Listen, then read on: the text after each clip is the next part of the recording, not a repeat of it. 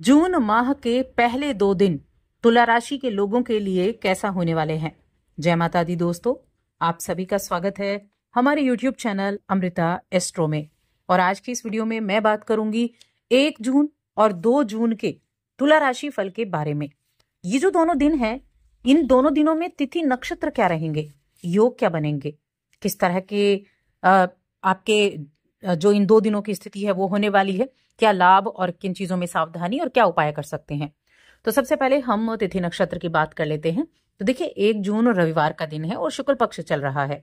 तो शुक्ल पक्ष की षष्ठी तिथि और चंद्रमा अपनी राशि कर्क राशि में अश्लेषा नक्षत्र में रहेंगे।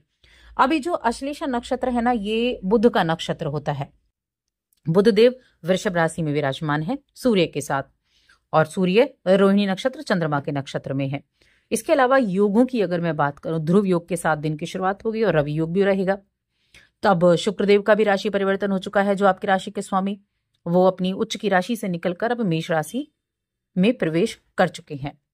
राहुकाल का समय नोट करें, ये वो समय अवधि है जब आपको किसी भी नए कार्य की शुरुआत नहीं करनी चाहिए। ये समय रहेगा शाम को 5:30 से 7:15 तक।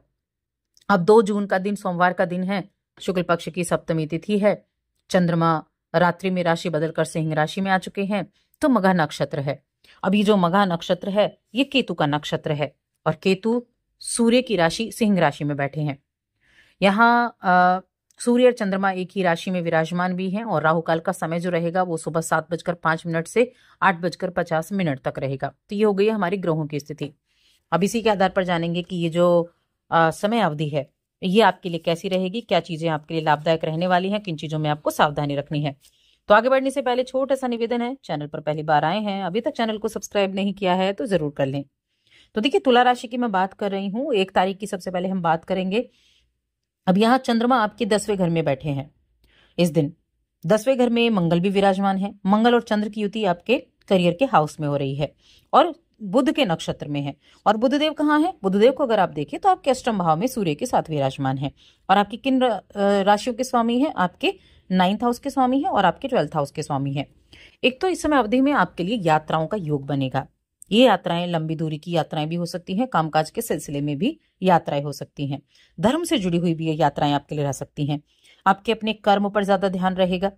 आप अपने घर परिवार की बातों को लेकर भी थोड़े से चिंतित हो सकते हैं मन में। यानी चिंतित होने का मतलब है कि मन में इन चीजों के लिए बातें चलती रहेंगी, किस तरह से ये काम होगा, किस तरह से वो काम होगा, परिवार के संबंधित चीजें चलती रहेंगी, घर परिवार से संबंधित मन में कुछ ना कुछ ऐसे थॉट्स रहेंगे। करियर के प्रति आपके मन में बड़े थॉट्स रहने वाले हैं, काम कैसे चलेगा, एफर्ट करने वाले होंगे, लेकिन हो सकता है उतने एफर्ट का लाभ ना मिले। ये दिन छुट्टी का दिन भी है, रविवार का दिन भी है, और कुछ धर्म कर्म की चीजों से जुड़ सकते हैं। आपके पिता का सपोर्ट भी आपको मिलेगा।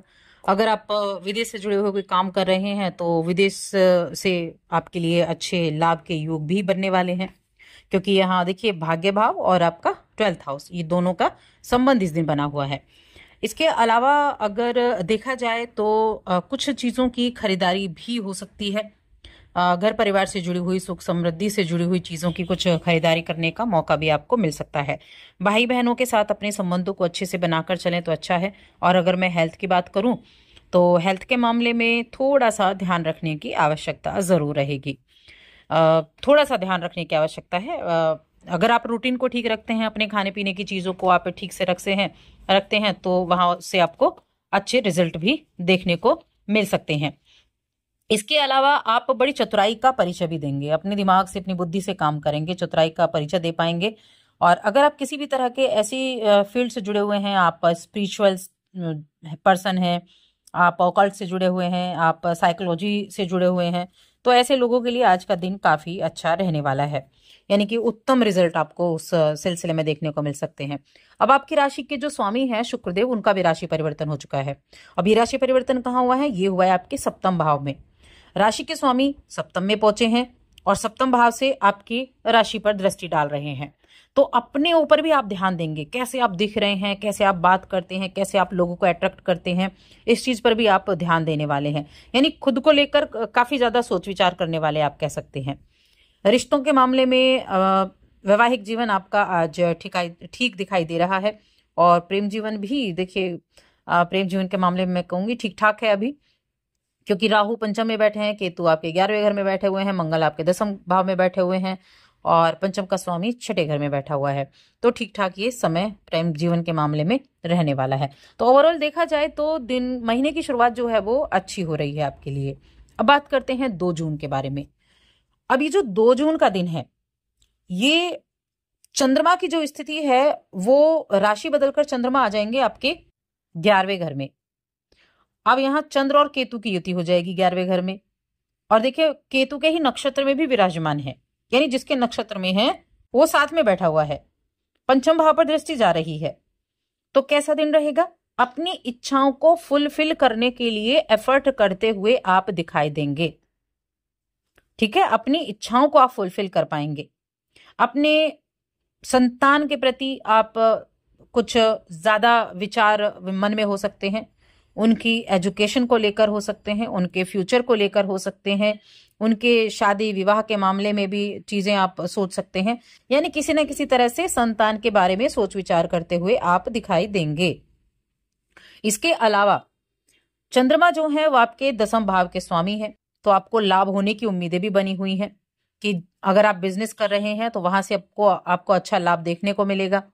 करियर के मामले में अच्छी चीजें होंगी, अपना ध्यान आप वहां लगा पाएंगे, और कहीं ना कहीं ये जो दिन रहेगा ये आपके एफर्ट को भी दिखाता है। आप काफी एफर्ट करने वाले भी रहेंगे, चीजों को ज्यादा विस्तार पूर्वक तरीके से करते हुए दिखाई देंगे। सिंह राशि के चंद्रमा है, यानी कि सिंह राशि में चंद्रमा की स्थिति जो है वो ठीक मानी जाती है। केतु के साथ बैठे हैं, थोड़ा सोच विचार ज्यादा रह सकता है। हालांकि केतु मोक्ष के कारक है, जिसके नक्षत्र में चंद्रमा गए भी हैं, मोक्ष के कारक भी कहे गए हैं जो ये है केतु है। तो नेतृत्व करने का गुण आपके अंदर होगा, अपने अपनों का सपोर्ट करने के लिए अच्छा दिन है। पॉलिटिकल फील्ड से जुड़े हुए हैं तो आपके लिए अच्छा है। सामाजिक तौर पर बहुत अधिक सक्रिय रहेंगे। अगर आप एक बिजनेस करते हैं तो आपके लिए अच्छा है। सेना के फील्ड से जुड़े हैं तब आपके लिए अच्छा है। जिन लोगों को बीपी की समस्या है, हार्ट प्रॉब्लम कोई समस्या है, उनको थोड़ा सा ध्यान देना होगा। और जब भी आप घर से बाहर निकलेंगे तो अपने पितरों का आशीर्वाद लेकर आपको निकलना है। देखिए आपके मन में ना इच्छाएं तो बहुत ज्यादा जागृत रहेंगे, लेकिन उन इच्छाओं पर ठीक तरीके से काम करेंगे तो अच्छा रहेगा, क्योंकि ये आपके बड़े भाई बहन हो गए, आपके अपने बड़े हो गए, चाचा ताऊ हो गए, तो उनके साथ आपके रिलेशंस को मजबूत आप कर सकते हैं। अगर किसी तरह की कोई नोकझोंक की स्थिति चल रही थी तो वहां आपको उनको ठीक भी कर सकते हैं। और कुछ ट्रैवल बनते हुए भी दिखाई दे रहे हैं कि ट्रैवल भी कुछ आपके लिए इस समय हो सकते हैं। साथ में जीवन साथी के साथ आप किसी धर्म कर्म से जुड़ सकते हैं, वहां भी अच्छी चीजें बनती हुई दिखाई दे रही हैं।